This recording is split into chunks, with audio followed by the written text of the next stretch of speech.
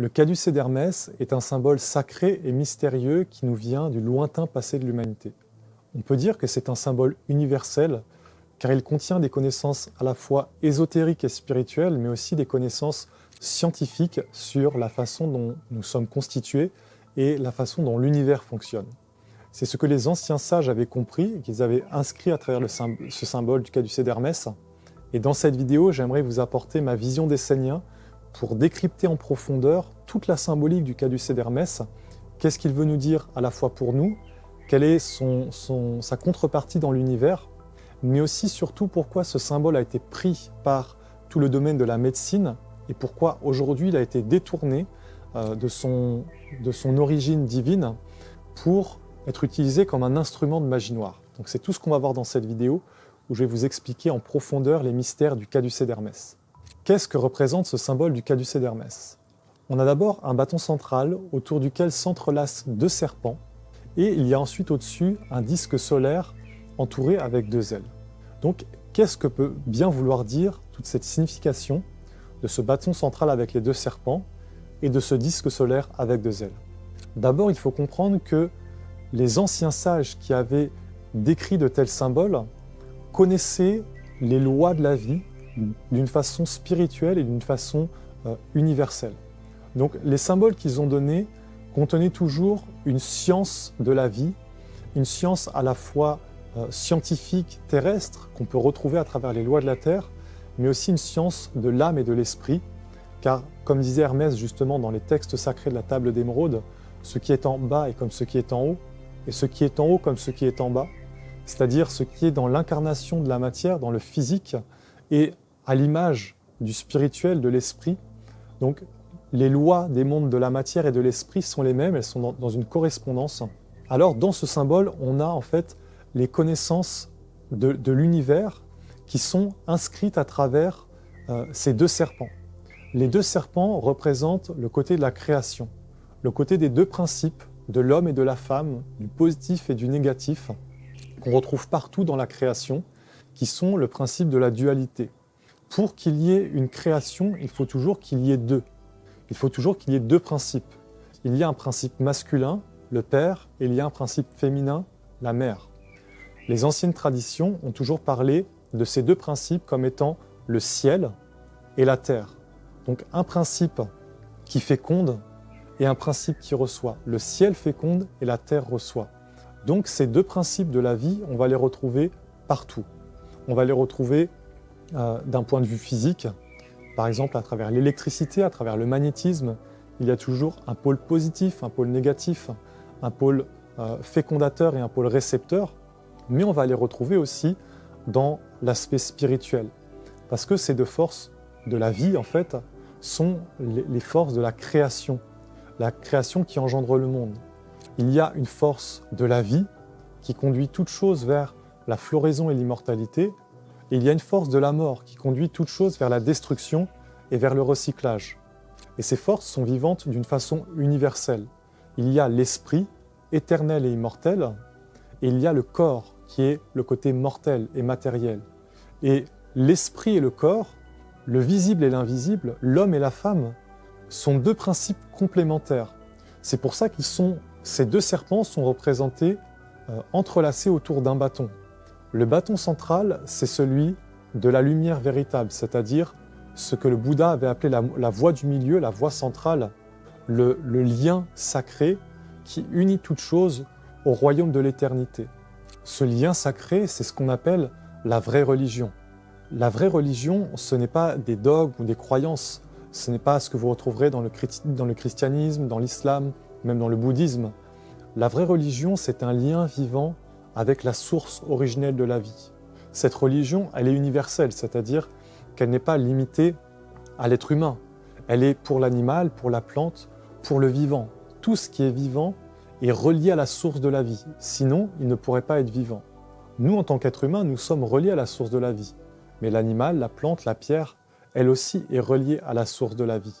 C'est donc ce bâton qui est représenté, il indique cet aspect de la verticalité qui relie toute créature incarnée au royaume de l'éternité et de la vie immortelle. Et Et ce royaume, bien sûr, il est représenté au-dessus par un disque solaire qui représente l'unité, qui représente le soleil. Donc, à travers cette vision, on a en fait les connaissances de la création. Les anciens sages de l'Égypte, de la Grèce et des anciens temps ont voulu inscrire dans le symbole du caducée d'Hermès qu'il y a toujours deux principes qui s'articulent autour d'un centre. Parce que si vous voyez le caducée d'Hermès en 3D, vous pouvez voir les deux serpents qui s'entrelacent, et vous voyez comme dans un mouvement circulaire, comme dans le même mouvement en fait que les planètes, les étoiles, les galaxies font, qui font que nous sommes dans un mouvement. Et on le sait aujourd'hui, ce mouvement des planètes, ce mouvement des étoiles engendre la vie, engendre le magnétisme, engendre tout ce qui va être dans la vie, c'est-à-dire que la vie est un mouvement. Et le fait même que les étoiles, que les planètes, que les galaxies soient en mouvement permet d'engendrer la vie parce que du mouvement apparaît toute chose. Alors le grand génie des anciennes traditions qui a été mis à travers ce symbole, c'est qu'il décrit à la fois l'univers, il décrit les planètes, parce qu'on pourrait très bien imaginer, vous voyez, ces deux forces, donc le bâton central comme étant le centre primordial de l'univers, avec tout ce qui tourne autour, mais on va le retrouver à tous les degrés de l'existence, parce qu'il y a toujours un centre et il y a toujours un mouvement autour du centre. On va retrouver ces mêmes mystères de l'univers, c'est-à-dire du macrocosme, dans le microcosme de notre vie. Nous, les êtres humains, nous sommes un microcosme qui est fait à l'image du macrocosme, c'est-à-dire que nous portons en nous l'écriture de l'univers, notre corps et nos corps subtils sont l'incarnation de l'écriture de Dieu. Et c'est pour ça qu'on a dit dans la tradition que le corps a été fait à l'image de Dieu, parce que notre corps porte cette écriture divine de la lumière. Alors le caducée d'Hermès, on le voit dans le corps physique. Dans le corps physique, vous avez un axe central qui est la colonne vertébrale. Et c'est l'image en fait de ce bâton central qui nous permet d'être dans la verticalité, dans la droiture. Notre colonne vertébrale nous permet d'être dans cette droiture, dans cette verticalité, et elle nous unit en fait de la terre jusqu'au ciel. Et si vous regardez au sommet de la colonne vertébrale, vous avez une dernière vertèbre qui s'est ouverte, qui a formé la boîte crânienne, et dans lequel est contenu le cerveau. Et le cerveau, en fait, est cette image du disque solaire, du disque ailé, c'est-à-dire de l'intelligence qui est dans la lumière, dans l'éternité, qui communie avec les dieux. Et vous avez les bras, vous voyez, les deux bras qui forment en fait ces deux ailes que l'on représente sur le caducée d'Hermès, qui sont la capacité de l'âme à s'envoler dans des mondes plus grands. Parce que dans l'être humain, les bras sont les organes de la magie, c'est-à-dire de l'activité. Et la magie, c'est ce qui est notre âme dans les mondes subtils, c'est-à-dire c'est tout ce qui est subtil à l'intérieur de nous, nos pensées, notre sensibilité, nos perceptions, notre conscience, tout ce qui est subtil et invisible est représenté par nos bras. Et nos bras nous permettent de bouger, nous permettent de créer, nous permettent d'animer, c'est-à-dire qu'à travers nos bras, on voit cette force animatrice de la vie, cette force qui peut créer et qui peut engendrer. Et le principe de l'âme est celui de la création, celui d'être créateur. Donc, on a à travers le corps humain la même symbolique que le caducée d'Hermès. Alors ce qu'il faut comprendre, c'est justement que les anciens ont regardé le corps et ils ont vu l'univers à travers le corps. Et donc quand ils ont dessiné et créé ce symbole du caducée d'Hermès, ils ont mis toute la connaissance de l'intelligence du corps. L'intelligence que dans le corps, il y a l'univers, il y a l'intelligence divine. Et donc il y a la connaissance de la dualité, qui est le monde de l'incarnation, et de l'unité, qui est le monde de la source primordiale, de la source divine. Donc, les deux serpents, vous voyez, qui sont représentés dans le caducée d'Hermès, ils vont représenter ces deux forces cosmiques de l'univers, ces deux forces cosmiques de l'expansion, de ce qui va vers l'expansion, vers l'élargissement, et de ce qui va vers la rétraction. Vous voyez, dans les anciens temps alchimiques, on parlait du solve et du coagula. Le solve, ce qui dissout, et le coagula, ce qui condense.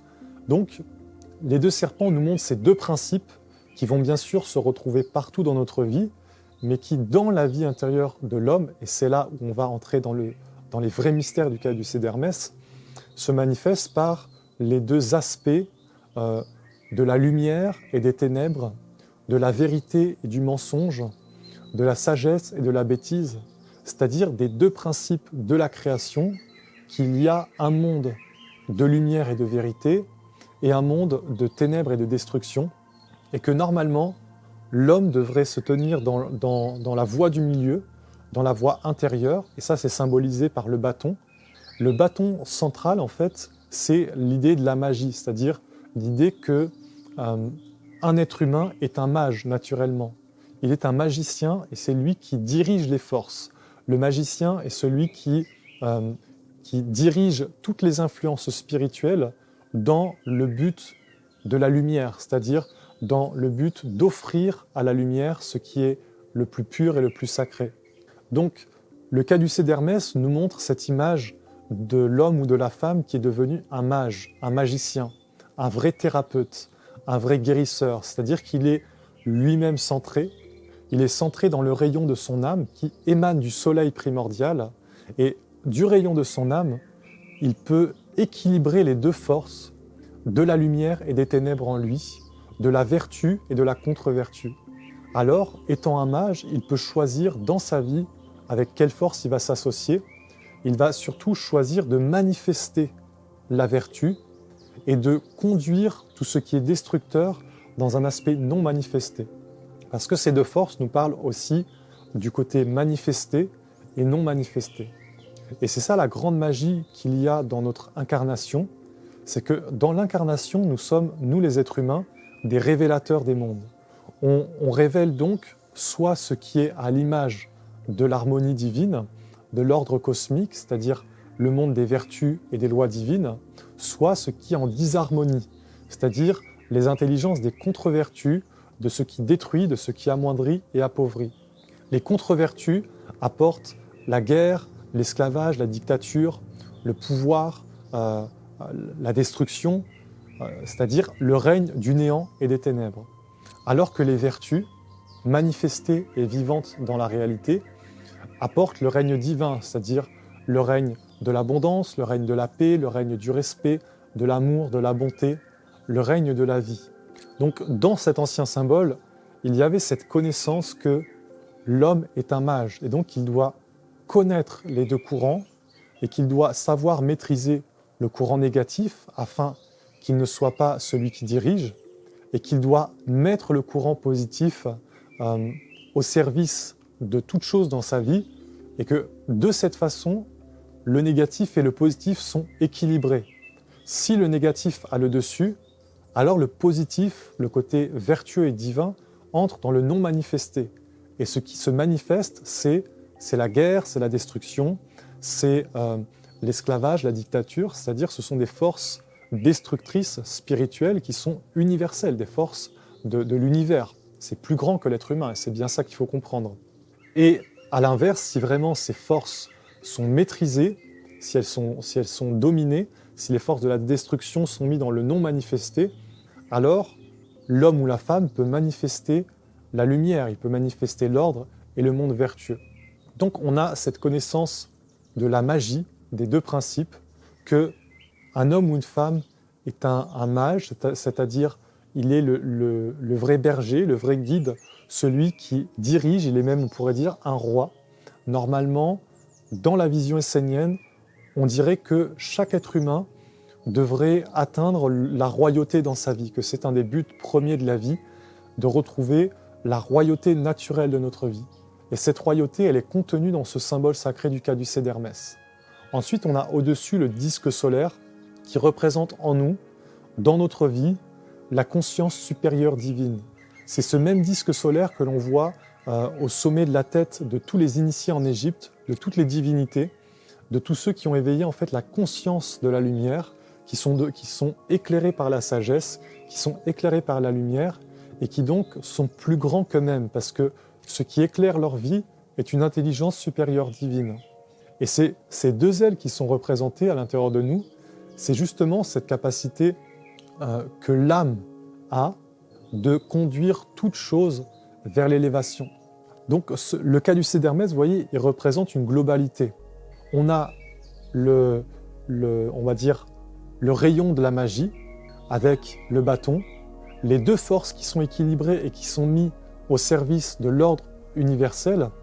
On a ces deux ailes qui sont le pouvoir de tout rendre subtil, et en fait, les deux ailes du caducée d'Hermès montrent justement que la force primordiale du serpent doit être élevée. Et dans toutes les traditions, on a utilisé le serpent, par exemple comme le serpent de la Kundalini, ou alors le serpent de la Genèse, le serpent tentateur, comme la force primordiale de la vie, la force qui peut être soit tentatrice et destructrice, ou soit sage et bénéfique. Parce qu'en Égypte aussi, on a ce symbole du serpent qui est un serpent destructeur, le serpent Apophis, et on a cette image du serpent de la sagesse qui s'est dressé sur le front des initiés, et vous voyez un cobra royal qui est dressé sur le front des initiés en Égypte, qui symbolise le courant vital, le courant de l'énergie vitale, de la vie intérieure, rendue consciente et élevée jusqu'au degré de la sagesse, de l'intelligence, de la connaissance, de la vérité supérieure et divine. Et en fait, c'est l'âme qui permet ça. Les ailes du caducée d'Hermès représentent ce principe de l'âme qui est vivant en chaque être humain et qui, lorsqu'il est activé, permet de sublimer la force. C'est pour ça donc qu'on parle d'Hermès comme étant le père de l'alchimie, parce qu'il enseigne les secrets de la transmutation de la matière brute, de la personnalité mortelle, en immortalité, en force de lumière. Et c'est donc avec ce principe du soleil qui est au-dessus et avec les ailes qu'on voit cette idée de l'élévation de la vie, l'élévation du côté incarné vers l'unité. C'est la même chose que vous retrouverez notamment à travers les pyramides, parce que qu'est-ce qu'une pyramide ? Une pyramide, c'est un triangle, c'est-à-dire c'est la dualité qui va vers l'unité. C'est les deux mondes qui vont vers un seul, vers une unité. Et dans une pyramide, bien sûr, c'est une base de 4, parce que le chiffre 4 est le chiffre de l'incarnation, mais de ces 4 triangles qui forment les 4 visages de Dieu, les 4 visages des 4 éléments, on a une unité qui apparaît au sommet, qui est le point central, le pyramidion, qui réunit toutes les forces diverses, toutes les forces de la création, en un seul point, qui est l'illumination, la connaissance véritable, la vérité, l'intelligence, la lumière, c'est-à-dire le monde de Dieu, le monde de la vie. Celui qui étudie vraiment le caducée d'Hermès peut atteindre une connaissance vivante de sa vie, et il peut même, s'il entre dans l'activité, dans la discipline, atteindre une maîtrise de sa vie, parce que le caducée d'Hermès montre le symbole de la vraie médecine. Et c'est d'ailleurs pour ça qu'il a été utilisé pour symboliser la médecine à travers les âges. Ce symbole de la médecine, en fait, c'est que toutes les forces de la vie terrestre ont été équilibrées et harmonisées avec le céleste. Alors, bien sûr, aujourd'hui, dans notre époque, on a pris le symbole du caducée d'Hermès et on l'a appliqué à la médecine, parce que voilà, ça a voyagé à travers les âges, mais il s'est déformé à travers les temps. Originellement, on a ces deux serpents, on a ce disque solaire. Mais quand vous regardez les symboles, par exemple, qu'il y a sur les pharmacies, ou alors le symbole de l'OMS, vous allez voir un symbole de magie noire. Pourquoi ? Parce que si vous regardez, qu'est-ce que vous voyez ? Sur les pharmacies, vous voyez une coupe avec un serpent qui s'entrelace autour de la coupe et qui rentre à l'intérieur de l'être humain. En fait, ce symbole, qui est un détournement du symbole originel et divin du caducée d'Hermès, indique en fait, la volonté de prendre juste la force sombre et destructrice, c'est-à-dire le serpent du pouvoir, le serpent de la domination, et la coupe, c'est l'être humain. C'est vous la coupe. Quand vous allez dans une pharmacie, que vous achetez des médicaments, vous êtes la coupe qui recevez l'information, le principe actif. Et ce serpent, en fait, c'est cette intelligence sournoise, cette intelligence sombre, qui n'a pas été éduquée, qui n'a pas été subtilisée. Il n'y a plus l'aspect supérieur et divin, c'est-à-dire il n'y a plus Dieu au-dessus qui règne et qui gouverne, mais c'est ce serpent destructeur qui vient pour prendre le contrôle et gouverner la vie de l'être humain et la vie de l'humanité. On a la même chose avec le symbole de l'OMS, où là c'est juste un bâton avec un serpent qui s'entrelace, et c'est encore la même idée, c'est-à-dire c'est l'idée d'un pouvoir occulte d'un pouvoir secret qui a enlevé l'aspect divin, parce que l'aspect divin est toujours un aspect qui inclut tout, c'est-à-dire il inclut tous les mondes, il inclut les deux mondes de la création, le positif et le négatif, il inclut la vertu et la contre-vertu, et il les équilibre. Alors que là, dans le symbole de l'OMS, on a vraiment cette idée de l'aspect de l'intelligence perverse qui va utiliser le pouvoir, la ruse, pour en fait prendre le contrôle, et donc être celui qui contrôle le monde. Et on a donc un peu cette image du serpent destructeur qui était maîtrisé en Égypte, que tous les sages et les initiés de la lumière ont cherché à déjouer, c'est-à-dire ils ont cherché à déjouer cette intelligence dominatrice perverse, une intelligence, on pourrait dire, sombre, mais qui en définitive, elle est équilibrée lorsqu'elle est à sa juste place. Mais si c'est elle qui gouverne, comme c'est mis à travers les symboles de la pharmacie, les pharmacies et le symbole de l'OMS, alors on a un symbole de magie noire, c'est-à-dire un symbole qui veut dire c'est nous qui gouvernons, c'est cette intelligence sournoise qui gouverne et qui décide de la santé. Et c'est donc plus une vraie santé, parce que la vraie santé, elle prend en compte le corps, mais elle prend aussi en compte l'âme et le côté divin, le côté spirituel. Et la vraie santé, elle est reliée à l'éternité, c'est-à-dire au monde des dieux et au monde de la connaissance. Alors qu'aujourd'hui, que ce soit le symbole des pharmacies ou de l'OMS, symbolise le fait qu'on ne prend en compte que le corps, que c'est donc une médecine du corps, une médecine de la mort, une médecine déchue, une médecine de l'âme qui vit enfermée dans l'illusion, dans les croyances qu'elle n'est qu'un corps et qu'elle vivra toujours pour le corps. Donc à travers notre système médical moderne, les symboles qui ont été utilisés sont vraiment des symboles d'une magie sombre qui nous montrent qu'on ne prend plus en compte que le corps et que donc l'âme est enlevée, le côté subtil, le côté spirituel de l'être humain est enlevé et il n'existe plus dans la médecine. Et si vous regardez la médecine moderne d'aujourd'hui, ça n'est plus dans la médecine, ce n'est pas enseigné, ce n'est pas transmis. Ceux qui font des études de médecine, ceux qui entrent dans l'OMS, ceux qui sont dans la médecine, on va dire dans le monde de la médecine moderne, ne reçoivent pas les connaissances de la vraie médecine, celle qui est universelle, c'est-à-dire celle qui soigne le corps mais qui soigne l'âme, et en fait qui apporte la vraie guérison, qui apporte la vraie renaissance. On a donc un symbole qui nous traduit le fait que nous vivons dans un système déchu, et que ce symbole du caducée d'Hermès qui représentait la vraie médecine, celle qui guérit dans tous les mondes, dans tous les corps subtils de l'existence, dans le corps physique, mais aussi dans le corps éthérique, dans le corps astral, dans le corps mental, dans le corps de la conscience, et qui réveille les corps spirituels, les corps divins, les corps de l'âme qui relie le ciel et la terre, qui relie le haut et le bas, et qui fait de l'être humain un vrai intermédiaire éveillé entre les mondes. À travers le caducée d'Hermès, on pourrait retourner vers une vraie médecine, une médecine qui prendrait en compte tous les aspects de l'existence, qui prendrait en compte tous les mondes et toutes les forces de la vie, et qui serait, on va dire, une réconciliation avec la médecine, apportant un vrai chemin de guérison pour les êtres, et non pas de les maintenir malades, de les maintenir dans un état d'emprisonnement juste pour avoir un pouvoir et pour exercer une domination. Alors ce qu'on peut dire pour finir, c'est que ce symbole est un symbole de la royauté, de la gouvernance par la connaissance. Et c'est pour ça qu'il a été associé à Thoth en Égypte.